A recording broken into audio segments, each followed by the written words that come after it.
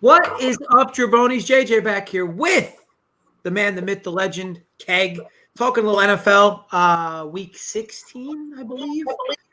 Day after Christmas. Here we are. Jay, should be an interesting slate. You got a ton of COVID news, a ton of injury news. It made betting the NFL a little wacky this week, and I'm sure DFS-wise people are dealing with similar type of things. But anything, at least initially, poke out to you right off the top of the slate? Yeah, I thought that I leaned more games to go over this week than I did most weeks. I know it's down about 4 points a game from last year, like 44.5 is the average score. But I thought a few of these games were like low enough where they had a shot to go over. And what you're saying about like COVID, what you're really having to do right now is weigh CLV, which is just incredibly important in the NFL, right? The line's everything in the NFL, and you have to weigh that with pertinent injury news. Like, so you almost have to trade off a little CLV right now just to make sure that when you wake up on game day, you're going to be able to know the exact team that you're betting. You know what I mean? Yeah, I mean, at least, yeah, because at the end of the day, at least you know who you're backing. Like, if you're betting early this week or the week before, I mean, this COVID news has been kind of wild. So yeah, I agree with you. I mean, I actually made all my bets Christmas Day for Sunday. At that point, I felt pretty confident on what I was betting, and I still got it wrong because Tyreek Hill gets reinstated, and almost Kelsey did as well, which would have been a real kick in my nuts. But at least it's just Hill, and obviously I'm on an adjusted teaser. We'll go into that. And I guess we could just start right off the top. What do we got? So first game, Falcons, Lions. Wow, the Falcons have climbed to 7 now. Yeah, 7. So interesting game, all things considered, right? I don't think Jared Goff's out, I believe. So it's going to be with Tim Boyle slinging it today, Jay. I believe Yeah, and on the Atlanta side, so here's the interesting thing with this game and why earlier in the week I leaned Atlanta, and even at 7, I still kind of lean Atlanta. I didn't bet this game. I want to be clear. But the reason why I like Atlanta is because Atlanta has been very bad against really good teams. The teams that they've lost to with winning records, their point differential is like 150 plus, something like that in the negative. But when they played teams with losing records, they're like 6-2 with a positive win differential, with a big positive point differential. This team plays well against bad teams. Cordell Patterson has been great for them all year. Matt Ryan and Russell Gage is starting to find himself in this offense. Detroit's an interesting spot because, it's a good spot for their offense to move, and I'm not sure if Swift is back or also Scott mentioned he's still out. Somebody's going to do something on Detroit today because everybody seems to pile up points and yardage against the Falcons. But, you're getting a more consistent team. And sure, I don't think people are like lining up to lay 7 with the Falcons here. But at the end of the day, the Falcons have played really well against bad teams in the NFL, and that's why I lean their direction. What do you think, Jay? Yeah, I mean, I pretty much agree with everything that you said. I don't love this game, but I fail to see why the Lions would even get up for this game at this point in the season against a team like Atlanta. I'm never ready to lay a touchdown late in the year against, with a team that's under 500 pretty much the entire season. That's really not a recipe for success. But saying that, it's the only way that I could look if you gave me a free bet in this game would be Atlanta could have got 6.5 all week long. Now it's 7. Like you said, my money isn't necessarily going to be anywhere near this game, but it's hard not to lean Atlanta minus 7. And as far as the total, I think I lean over. It's in the dome. Both defenses are well below average. It wouldn't shock me to see this game get up and over a modest 43. Yeah, it's definitely a low number, and I think the Falcons will probably get there for you. Would you agree, though, that it's probably a safer option to take the Falcons over their team total? I know it's probably higher. I just have more confidence in their offense today. Detroit's number's lower, but man, like you just figure this team with Boyle. I mean, granted they have some nice athletes on the outside. Reynolds and St. Brown have been really good over the last few weeks. No Swift hurts, but they still have Williams that's coming back this week. I don't mind that look. I don't mind that look at all. It's been heavily steamed under. So Yeah, yeah. I mean, the Atlanta team total was 24.5 all week because I've been eyeing it, and now it's 25.5. Yeah, maybe that's a spot where if you get a dry Falcons team the first quarter, you just kind of pound it over 20.5. Okay, yeah, we can move on. Next game up. Where are we at here? I guess it's can pick and choose. We'll go with the Philadelphia Eagles and New York Giants. So we know how passionate our guy Joey Work is about Jacob, Mr. Georgia Fromm, and him making his debut today. And I've said this before, like I'm certainly not a Fromm guy by any means. I felt like he was responsible for that team never winning a national championship during his tenure. With that said, we've seen this happen before, right? Where quarterbacks swaps like this give a team some like fake momentum, or at least you get better out of your other players when guys like him make a spot start, especially when a guy like Glennon, who was given a very long leash and still was unsuccessful. With that said, though, look, the number's big. Yeah, I want to bet the Giants. I've lost so many games betting them this year. It's like, there's been so many spots where I'm like, yeah, this is the spot now to bet the Giants. And I just consistently get let down. Philly, is probably going to be a very popular play today. I would assume anyway, but it's a big number. It's a complete stay away spot for me, not knowing the version of Jake Fromm we're going to get in his first actual start. What do you think on this one, Jay? Yeah, I mean, again, I pretty much agree with your take. This is another game that I kind of felt about the same as I did with Atlanta, because the Giants feel like the play here to me. I know that they're starting the kid 11.5 points. It just feels like a bit too many to lay here for the Eagles. But it's hard to have any confidence in backing the Giants. I mean, they have issues with weapons, issues on the offensive line. They're a shit show. The defense hasn't looked remotely close to as good as they did last year. But, despite that, I'm still going to lean with the Giants plus 11.5 because I know if the Eagles are in a place where they should be laying 10 right now, I don't think that's against anybody. Who should they be laying 11.5 points against right now? I mean, it's the Eagles we're talking about. Probably, right? Probably a slight lean to the under as well, but that's it. Yeah, I agree. I think that you could look to target Philly under their team total at 26.5. I mean, even last week, they really shouldn't have gone over their team total. They were throwing the ball late up like double digits. And they might do that again today, but this Giants defense is underrated. The problem is that they're always on the field because their offense consistently goes 3 and out. But I actually think this defense isn't bad by any means, but either way, I guess we'll move on. No strong conviction there. Bengals Ravens. So this is another game where, we discussed it earlier in the week that you could have gotten 3 with the Bengals, and it seemed like a super good play then.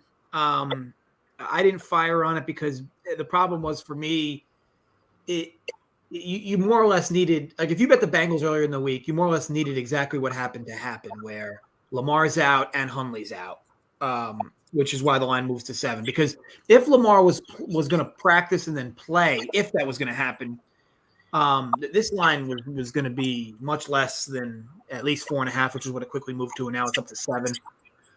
Interesting spot. So Josh Johnson, another quarterback that can be somewhat mobile at times, and does have a few spot starts here and there throughout his career. He's terrible though, Jed. But yeah, he is definitely not the answer. But then again, nobody really thought Hundley would be the answer, and all he did was throw up jump balls to Mark Andrews the last 2 weeks.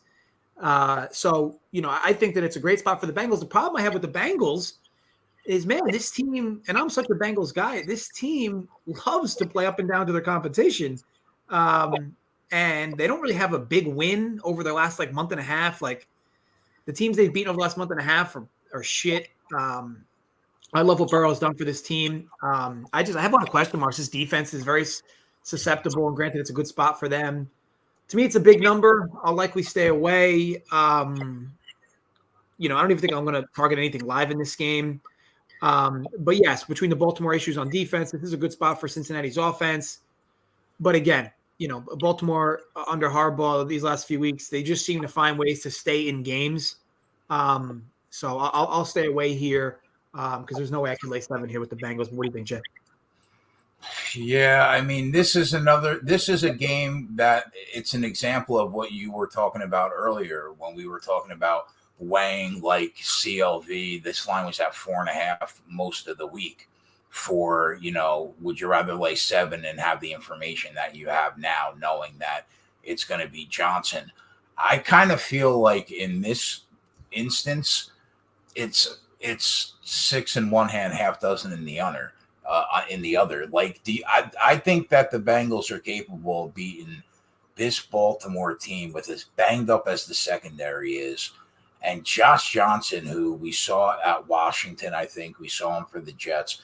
I don't think that he's going to be anywhere close to how good that Huntley looked last week. So I know that the line was 4.5 basically all week. But once the news came down, everybody was on the bus. You knew it was going to move that way. I think I still like the Bengals here. I think they really need this game badly, right? If they want to win this division, like this is a huge game for them. Puts them in the driver's seat. Yeah, I mean, listen. You'll never see me put up a line on our sheet 2.5, 3 points worse than what we could have got at midweek ever. That being said, if you're saying, where do you put your money? I think I would probably still lay the 7. Yeah, and I can't blame you. Again. The matchup makes a lot of sense. It's just I've watched a lot of Bengals games this year, and they just weird shit happens. I don't like their head coach at all. I think that their talent on offense is making their head coach look good. Zach Taylor, I think he's complete ass cheeks at coaching, and he gets a little bailed out now with some more talented players. And again, they just seem to play up and down to competition, and they haven't had a big marquee win in a few years. And if we're talking on the nervous end, like if you're the Ravens, what do you have to be nervous about? I mean, this is no one's expecting you to win this game, much like the last 2 weeks. I mean, Harbaugh's been saying it going into every game. I'm happy to be an underdog in all these games. I'm happy nobody thinks we're going to win any of these games. That's 100%, bro. A great call. They're literally playing with house money with nothing to lose, and Cincinnati needs this game like blood. Now that might like put them in the driver's seat and help them get over the hump, or it could ruin them. Yeah, Cincinnati definitely has to be looking at this game as a must-win, and if they lose this game, man, that is not going to be a good loss for the locker room there, all things considered. But I guess we can move on. So let's move on to Vikings-Rams. Look, this is going to be a best bet for me. Vikings over their team total. Right now it's 23 minus 110. Early in the week it was 22.5, which I was happy to get in front of that key number 23. But for me, it's really a simple narrative rule at this point with me. Are the Vikings playing at 1 on a Sunday? Is Kirk Cousins their starting quarterback? Are they an underdog? And is their team total less than 24? If those boxes all get checked, for me, it's an auto fire on the over. I don't care who they're playing. It doesn't matter. And the fact that Adam Thielen is back helps. But you've gotten a few now dud games from Kirk Cousins. I know they've won, but you've gotten a real few duds from him. But where have they been? They've been under the spotlight. I mean, for whatever reason, he loves playing in this slot, and I know that it kind of gets washed out now with how much everybody talks about it. Also, I think this Rams defense is a bit overrated. I think for earlier in the year, they weren't playing good at all. And they've kind of been playing a little better recently, but they still have issues. And I know Ramsey will probably shadow Jefferson if they want, or maybe Ramsey will shadow Thielen and they'll double Jefferson. Either way, it doesn't matter. Kirk Cousins just makes good decisions consistently in this time slot. I don't know what it is about it. And this is a big game for Minnesota, a team that should be already a 10-win team. And now they're on the outside looking into the playoffs. But they control their destiny. They win out. They'll definitely be in. They could probably even afford to lose one more game. But look, Jay, if you're in the NFC, who the hell wants to host the Vikings the first week? You want to talk about a team that could beat anybody. Who the hell would want to play them the first week? Nobody. I totally agree, man. I totally agree with this call.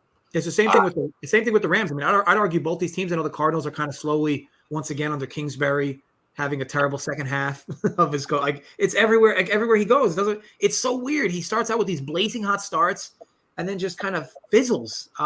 So I'm not sure why that continues to happen with Kingsbury.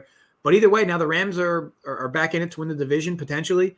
But even that too, like who the hell's going to want to host the Rams? I mean, if the Cardinals win the division, or even if the Rams win, who the hell's going to want to host the Cardinals? There's so much parity in the NFL this year that you're going to get teams that literally like 10 and 12 teams can win the Super Bowl this year. The Bucks now are dealing with injuries, so you can kind of take them down a notch. The Chiefs just haven't looked the same offensively all year that they've looked in previous years. I just think everything's completely wide open. There's a chance somehow, some way, Buffalo Bills might not even make the playoffs. I mean, it's just kind of wild on all fronts. But again, on this game, I think the Rams at minimum will put enough pressure on this Vikings defense to score. And yes, I agree with you, Scott. The Vikings O-line hasn't been great. And I know they're missing Dalvin Cook, but to me, it's really not much of a drop-off to Madison. I mean, Cook is better, but not much better. And I just think Minnesota does what they've been doing, which is moving the football very efficiently. And hopefully when they get in the red zone, Kirk can get him in there, get him in the box. Because, you're not going to want to be kicking field goals in this game if you're Minnesota. But yeah, I really like the bet. 23 is current at FanDuel. So I got a little under that, but the vig is better. So yeah, I'll call that a best bet. What's your thoughts on this game, Jay?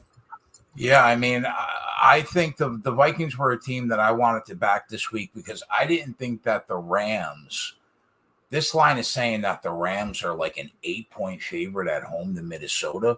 I've been ringing the bell all year that this team has been playing better than their record with all these heartbreaking, some of these really close losses. They've been on the bad end of almost all the calls. And, you said Thielen's back, that we weren't sure whether he was going to be back, but he's back. That helps. And like you said, we see that Dalvin Cook isn't going to go because he's going through COVID protocol, I think. And, without Cook, it still makes me like this Minnesota team not much less because, like you said, Madison is a more than capable backup. And I still lean towards the Vikings here. Now, the Rams have looked better on this 3-game win streak, but if you really dive deep and break it down, you're not giving them credit for beating the Jags, right? Mm-hmm. They were at one of the great spots of the year when they beat Arizona, and Seattle sucks. They're not good this season, and they got by the Hawks, but they didn't look great doing it. So I think that you probably see the public lay it with the Rams who have looked good and covered lately, right? So, but I think the spot is Minnesota plus 3.5. I don't even mind the plus 3.5. And I thought your look on the team total was great. I threw Minnesota in a teaser on the sheet. So yeah, I really like Minnesota here. I think it's the right call. And I think the total is very light. I think to your point earlier in the show where a bunch of totals seem light to you based on these injury news.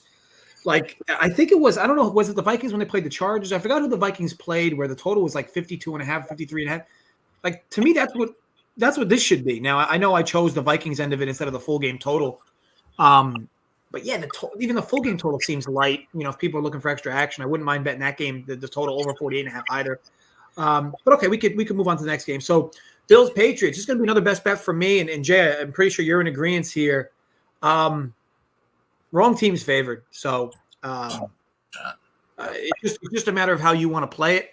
I personally chose to bet the Buffalo Bills over their team total, which was 20.5 earlier in the week. Let me see what it is now. I'd assume it's similar. Which, by the way, I thought was probably of all the bets on the board this week, I thought that Bills team total over that you put on the sheet was probably the best call of the week. I mean, 20.5 points is egregious, bro. That line. Yeah, now it's up to 21.5 because the line's shaded more, which is fine. I mean, obviously we're not unaccustomed to getting the best of numbers. But here's the interesting thing. Like, so you have the shitty weather game, right? A few games back where Buffalo, if what's his name? Dawson Knox just catches a few of those 25-yard darts from Allen. Buffalo would have went over 20.5 in that game in the crazy weather. I think they moved the ball really well. And sure, they're down a few pieces on offense. I don't know how much relevant it is, though, because a guy like Sanders will probably step up. They'll put McKenzie in the slot, and he'll probably play pretty well. Diggs is still Diggs. They have no run game, but I don't necessarily think that matters. I just think like Buffalo's got the better offense. I think, but yeah, New England probably has a better defense, but not by much. And I just think overall Buffalo's likely going to do more here. Now, the only hesitation I had with this game was it just always seems like in these big games, God, Josh Allen always seems to take a shit in these big games. But outside of that, like, because this is a very big game. I mean, this is the potential division. They lose this game, obviously division's gone for Buffalo. They lose this game, there is a good chance they might not make the playoffs. So I would classify this as the biggest game of the year for Buffalo. And I've just consistently seen Allen kind of shit his pants in these types of spots. But numbers-wise, this Buffalo team in a good weather game here now in New England is in a prime spot for success. And I think, now it's 21.5, which I'll be honest, I think that matters. Not to say I don't mind it, but I think at this number, I think you're better off teasing Buffalo up. So instead of betting the team total or whatever, just pair them with another team and tease Buffalo through 7, up to 7.5. Or 8, whatever you can get, and do it that way, because to me the wrong team's favored. You could bet Buffalo money line, but if this does come down to a late game, one possession or one possession late, Josh Allen just seems to always crap his pants. But what do you think on this one, Jay?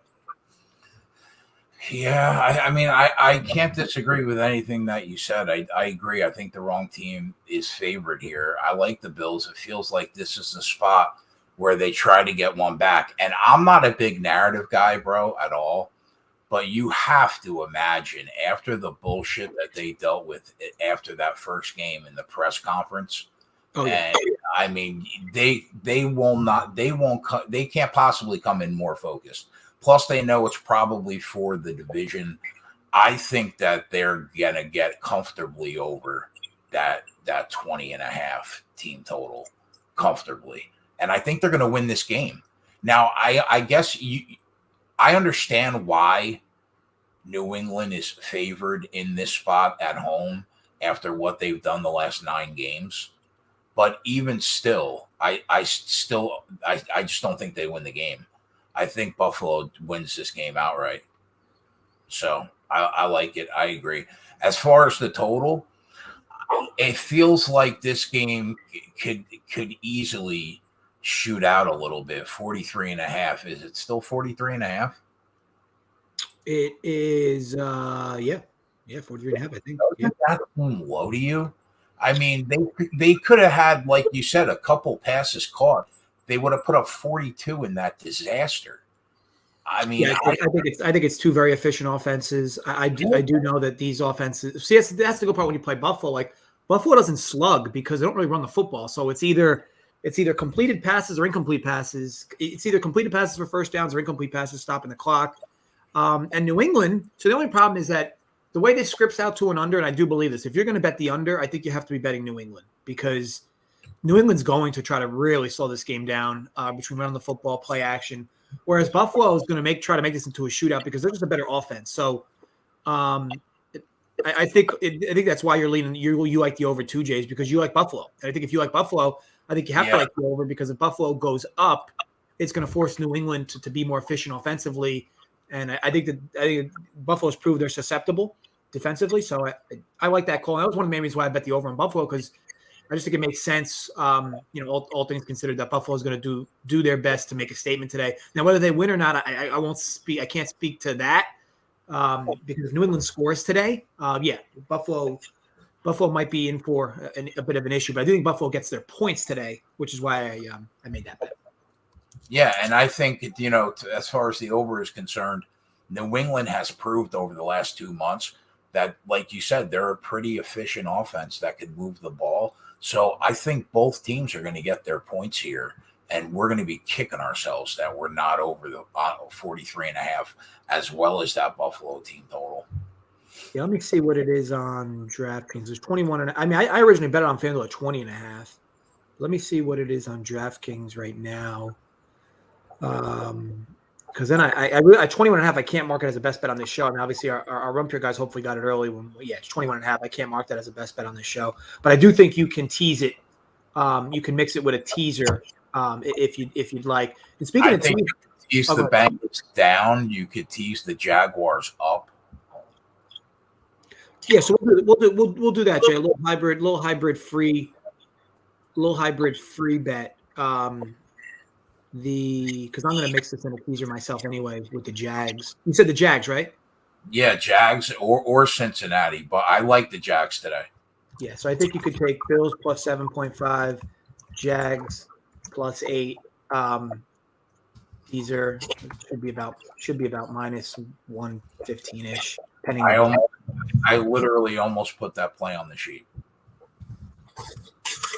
But speaking of that game, because I think there's a good teaser potential there, and I think you can mix it with call me crazy, Jay. I know it's like not common to take a teaser to 17.5, but man, the idea of the Giants losing in a game that's going to be barely any points scored, taking the Giants to 17.5 and mixing it with the Jags. Who are the Jets to be favored against anyone? Like, why is this game not a pick? Bro, but last week when I filled in for you on this show with JSU, the two plays that I gave out that I said I liked were the Jets plus the points against Miami. And then when I saw at close the Jaguars laying 6 to the Texans, I said, who are the fuck are the Jaguars to lay 6 to anybody? Took Houston. I think it's the exact same thing, just reversed. Who are the Jets to be laying points to anybody? I mean, you take the Jags on general principle here. So yeah, I like them. I certainly like them in a teaser because I don't mind you taking them +2 or taking them on the money line. Yeah, I think that the Jaguars. I think that the people were a week late on the Jaguars because last week the Jaguars got a ton of steam for the wrong reasons, and you were on the other side smartly, Jay. Where once the line moved, you're like, "What? Who the hell are the Jags to be 6-point favorites?" And I think in this spot, I think now, you had a decent game from the Jets last week and a few decent games now from the Jets. And I think the Jaguars, who said that the locker room's been better now, I think that you're going to get a better performance from them today. Now, will it result in a win or will it result in them hanging close? I don't know specifically, but I do think there's value in pushing them up through that 7.5 number, which is, what is that odds? So 290. Yeah. So you can believe it or not, you can take the Giants up to 17.5, mix it with the Jags plus 7.5 at minus 106 on FanDuel. And actually, on FanDuel, on DraftKings. On FanDuel, the number's probably a little better. And while I'm looking for that number, Jay, why don't I have you shift over to the next game, which should be a quick one, I guess, right? Houston and the Chargers. What are your thoughts on that game? 10.5 or 11. Chargers are favored. Total 45. Yeah, I just don't know. First of all, I can't bet the Texans, even though it's 12. I can't do it to myself. But at the same time, I've been on this is one of the many games that I'm just not looking to get involved with. The Chargers are most certainly capable of pulling margin on this team, even with the injuries they have and players being out. But do I want to lay 12 with this team? Not really. They're so inconsistent. One week they look like they're legit. The next week they look like they're subpar, below average team. And I've been on the wrong end 3 or 4 times of either being on the Chargers or fading the Chargers this season. It's the one team I can't get right this year. But, I guess I would, if you gave me a free bet, I guess I would take the 12, I guess, but I mean, as far as the total, no real opinion aside from maybe another slight lean to the under, but that's really all I've got. I mean, do you want to take 12 or give 12 with either of these teams? Yeah. I mean, it's not fun regardless. And this is definitely a game I won't be betting. This has a Chargers letdown spot written all over it. They probably win, but this does have a letdown spot written all over it. I think that this is, believe it or not, this is probably going to be a very popular sweetheart teaser week. Jay, you have quite a few 10+ point favorites. Yeah. Like you could take the Bucs down to a pick 'em. You could take Philly down to a pick 'em. You could take the Chargers down to 2.5. You could spike the Jaguars up to 12.5. You could take Kansas City money line or bring them right down to money line. I think this is it's going to be a popular sweetheart teaser week. The problem is that one of these games losing, it blows up all of them. And I think would you agree, Jay, that out of Tampa, Philly, Chargers, and the Chiefs, I'd even maybe throw in Dallas in there. At least one of these teams likely lose this week, right? Like outright, one of them. Yeah, probably. Yeah, and that's all it takes to blow up. That's all it takes to blow up these teasers. So, yeah, I think overall, I'll stay away from this game, but I think that you'll probably get a decent showing from Houston here. Okay, so the last of the 1 o'clocks is the Tampa Bay Bucks and the Carolina Panthers. Woof, what a tough read here. Talking about lack of continuity, Brady lost some big weapons last week, most of which are missing today. Brown, who hasn't played in a few weeks, is going to come back today. They're going to rely more on like a Scotty Miller, Ronald Jones, and Brady, who's a big timing practice guy. You just worry how things aren't going to be in sync today for this offense. With that said, they kind of need this win to help their 1 seed potential because the Packers now are just dominating. So overall, I think it's a tough spot. I think if there is a spot, what it is, there's so many arrows going different ways for me because to me, you could look at it like, oh, well, it really doesn't matter. Brady's having an MVP year. He'll figure it out with these new faces. And he loves him some Antonio Brown. He still has Gronk, so he has safety nets. And Carolina's not going to probably score. So, the under probably makes sense. I know it's low at 44, but it probably makes sense. All things considered, I think you can probably bet Carolina under their team total. But does Carolina not have a kicker again, or do they finally have a kicker? I know last week they had no kicker, so they just kept going for it on 4th and shorts inside the opponent 50. But either way, this does look like an under. I think the under just come down a little too much for my liking, so I'll stay away. What do you think, Jay? Yeah, I agree. In my notes, I say lean under 44.5. I listen. This was a really simple read for me. Once I saw that Brady was missing important weapons, and I saw the line, I basically threw this game out. Like I was off of it, unless I like you said, I had a lean to the under because I listen. I know Tampa Bay is really good and Carolina sucks. But, to be given 10.5 on the road with important pieces on offense out, that seems like a stretch to me, even for the Bucks. But I'm not running to back Carolina either. So I think you're right. I think we're going to struggle to see more offense than people would think that they would normally see from a Tampa Bay offense. So I lean under here too, but I would have to see. I have to check the look ahead. What was the look ahead line on the total? I think it was 48, but 48 with Fournette, Evans, and Godwin playing. Yeah, they got to be worth 2 points, all three of them combined, right? Oh, at least. Fournette's having an incredible year.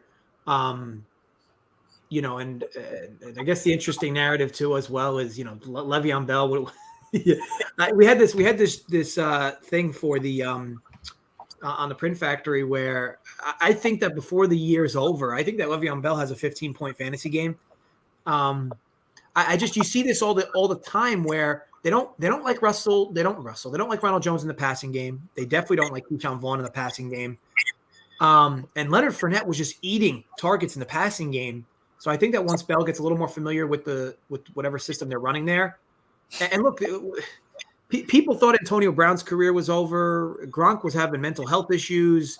Leonard Fournette, people couldn't even understand why Tampa signed him, and put him with Brady, and they just kind of figured things out. It wouldn't surprise me if Bell has one good game before season end. That kind of helps propel this team. And look, he's kind of motivated, right? He's back with his boy Antonio Brown. He's able to play again. So overall, I know that's a separate topic, but I agree that I think if you're laying the points with Tampa here, you're probably better off just betting Carolina under their team total. It is hard to imagine if Tampa just rolls up like 35 today on this team. They could, but man, it would be hard to imagine that happening unless like Carolina completely, takes the shit. But okay, we could slide over. That's all the ones, right? We could slide over to the 4 o'clocks. Yeah, just one quick note. You're right. The look-ahead line was 48.5. There's no way you could touch under 44. It's impossible. Yeah, and you got to remember too, not just you, Jay, but anybody watching, like Tampa's once again been one of the best first half offenses in the NFL. And yes, they're missing pieces, but they script out good starts to games, and they get in the box. They get in the red zone. It's almost like automatic that Brady gets them in the box. So So I think that it is, while the under makes sense. Yeah, woof. It's tough to love a bad number there. Okay, so next game up. Let's see. Chicago. So the Seahawks and the Bears. Seahawks -7, total 41.5. Jay, what are your thoughts here? Yeah, I'll be honest. I didn't really like this game at all. They're just two teams that I don't want to back right now. I think Seattle's really bad, and I don't really trust the Browns right now either with their issues. So I just threw this game out. They're just two teams that I'm not interested in backing. I thought the total was perfect because that's basically what I would set this total at. I don't know if it's moved, but I would set it at like 41.5, 42. And I would still probably lean under. I don't know where the offense comes. Yeah, this is a tough game to figure out where points are going to come from. Yes, Lockett's back, but Seattle has no more motivation. Like, where is Seattle's motivation? Like, they had a chance last week to really build something. The whole season, it was last week. Now they're laying 7 at home to the Bears. Yeah, lost. And I know Justin Fields is out, and Nick Foles, who's like a statue in the pocket. But Seattle doesn't get much of a pass rush, so it probably doesn't matter. But yeah, I think it's a tough spot where this game really seems like it slugs. So yeah, ultimately call it a strong lean for me under. I really don't bet a lot of unders at this number, 41, 40, 41.5, because you can accidentally go over these totals. But yeah, it's a stay away spot for me. Okay, so we can move on. Denver, Vegas, currently a pick 'em. Totals kind of stayed where it is. Basically, what this game opened at and what it's currently at are more or less exactly the same. What are your thoughts here, Jay? Two teams that, believe it or not, yes, can both make the playoffs this season. I think these are two teams that can make the playoffs, but two teams that no one is afraid of if they play. To put in comparison, like the Bengals, who have a similar record, they're only one game ahead of both these teams. I don't think a lot of people are lining up to want to play the Bengals in the first round of the playoffs. But I think if you're in the AFC and you get to play or host the Jaguars or the Raiders week 1 in the playoffs, I think you're loving life. But these two getting matched up against one another, likely, believe it or not, though, the winner of this game is likely going to make the playoffs. So who do you think comes out here on top, Jay? Yeah, I mean, the Broncos, they lost a tough game to the Bengals last week, but I mean, we continue to get paid with these Broncos games because they are dead nut under team. Another week where you could have bet the under, they went under the total comfortably. And now, like, at a total of 42, I guess you could make the argument that it's low, but Teddy B's not playing right. Drew Lock gets the nod. Drew Lock sucks, bro. Yeah. He's not even remotely close to Teddy Bridgewater. So I'm still gonna right back with the under. I think this game goes under comfortably again because that's just how these Broncos games have gone. And I think the Broncos defense should be able to put the Raiders in a lot of 3rd and longs, which is what you need to beat the Raiders. So I lean under, and I guess I'm going to lean the Raiders only because it's hard for me to back a Drew Lock quarterback football team. That's hard for me to do. But I definitely like the under. Yeah, the under makes a ton of sense. I have no conviction on the side either way, but the under does make a ton of sense. So we can start over to the last game, Steelers and Chiefs. Yeah, so I got the short end here because I teased them through 14.5 earlier in the week. and then Tyreek Hill came back. I will say this: it's pretty clear they think Tyreek Hill's worth a full point and a half, and that might be fair for this game in particular because of no Kelsey. And you basically got guys like Pringle who can't catch, and Demarcus Robinson who never seems to run the right routes. But you can run on Pittsburgh, and will Kansas City use that to their advantage? Like, will Kansas City actually try to establish a ground game today? Because, man, every team runs the ball right down Pittsburgh's throat. Every single team. They have been so undisciplined between the tackles. They've been so undisciplined tackling. I mean, outside of Fitzpatrick and Watt, like, this team just can't tackle with any level of consistency. So, but the problem is Kansas City's offense has been in flux anyway. Wow, I'll tell you what, this total at 45 seems low, but man, if you're Pittsburgh and this is a must-win game, you would figure they'll do everything in their power to just eat up long sustained drives with their offense. And the problem is that Kansas City has Jones back, and so they'll have their pass rush again. This is the worst O-line in football in Pittsburgh. Ben Roethlisberger is likely going to eat quite a few sacks today. So that, like, the sack prop is probably 4.5. It's probably not a bad derivative, to be honest, because Roethlisberger is going to take sacks today. And the good part about Pittsburgh's defense is their pass rush. So, Mahomes is likely going to take a few sacks today. I think overall it's probably a good shot. But all things considered, I like this as a teaser. I think now you can maybe alternate tease it through 17.5 if you'd like. To me, this game just slugs. I don't like unless the Steelers let Tyreek Hill loose deep or miss a bunch of tackles in open field. To me, Kansas City's best version of success in this game is going to be running the football, and they just never do that. So, are you going to get a stubborn version of Mahomes who's going to take some shots that he shouldn't and get picked off? Overall, it's a big number. I lean on the Pitt side plus the points. But man, this team is just brutal to watch offensively. So yeah, call it a slight lean in the under, slight lean Pitt plus the points. Maybe you go Casey's team total under. But Jay, what do you think? Yeah, I mean, I pretty much echo everything you said. I agree with all that, man. I think you're dead on the money. I don't think I could lay the 10 with Kansas City by themselves. When the line was lower, I mean, you had your shot to tease them down to like 2.5 before it got steamed. But yeah, I mean, I guess I could see your point with teasing Pittsburgh up. I'm surprised. I guess I agree with you as far as the under is concerned. It's low, man, for a Kansas City game, but their offense has not looked great the last couple months. And for some reason, they score way more points on the road than they do at home this year. I have no idea why, but they do.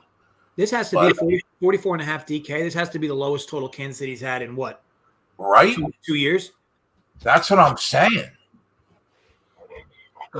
So, yeah, it's but then again, look, Kansas City's defense has been incredible. So I'd argue this will be the best defense Pittsburgh's seen in weeks. And they've done nothing against everybody else.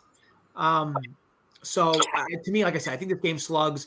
I think you could be looking at a scenario where the Chiefs go up maybe 2 scores, and in the fourth quarter, the Steelers do what they've been doing, which is scoring a lot in the fourth quarter and in terms of a backdoor sense. But, yeah, there's a must-win for Pittsburgh. You would hope they do what they can. And it's crazy. Like, you look at some of the names on this team, wide receiver Deontay Johnson and Claypool. These dudes really struggle to get separation. And when you think about it and how bad that O-line is for Pittsburgh, like Roethlisberger needs these guys to get off the line of scrimmage quickly. And it seems like when you bump and run these guys, man, they just don't get separation. Like every time Ben Roethlisberger's throwing up like deep balls or anything, like they're never separated. Like there's never like, I can't even remember the last time I watched the play and I'm like, wow, that dude was wide open for Pittsburgh. Like, it never happens. Yeah. So yeah, I don't know if it's a scheme thing, a play calling thing, their lack of ability, but yeah, look, I know Ben Roethlisberger has been the scapegoat for this team, and I've been one to nitpick him as well. But I've been watching a few of these Steelers games, and I definitely don't put it all on him. That O-line is below average, and he's trying to get rid of the ball quick, but his receivers don't get separation. Najee Harris seems like he'll be a great running back because he's extremely patient. The problem is that with their O-line, he really can't be patient. He's got to hit holes quick. But yeah, ultimately, I think they do enough to hang around, but we'll see how it goes. So that basically wraps it all up. We gave you a few bets. Jay, anything you want to close with? Yeah, no, that's it, buddy. I like this show. I'm looking forward to us doing it next year every week. Yeah, I think it's good to kind of talk through some games. Even added, like I said, I talking through this game, I added another play myself. But yeah, I think overall, so I'm gonna head over to the Rumpier Sports DFS Final Countdown show. So if you're a Rumpier Sports member, you'll see me there in the next 10 minutes. If you're not, I don't know what to tell you. But yeah, Jay will be back. The live shows will be commencing in early January, so stay tuned for all of that. And yeah, I'll have a Sunday Night Football article up for our Rumpier Bets crew as well. So yeah, look, guys, hope you guys all enjoyed your Christmas. Hope you have a happy holiday. Hope you enjoy your New Year's. And yeah, ultimately, be sure to gamble responsibly, run pure, and stay safe, folks. We'll see you next week.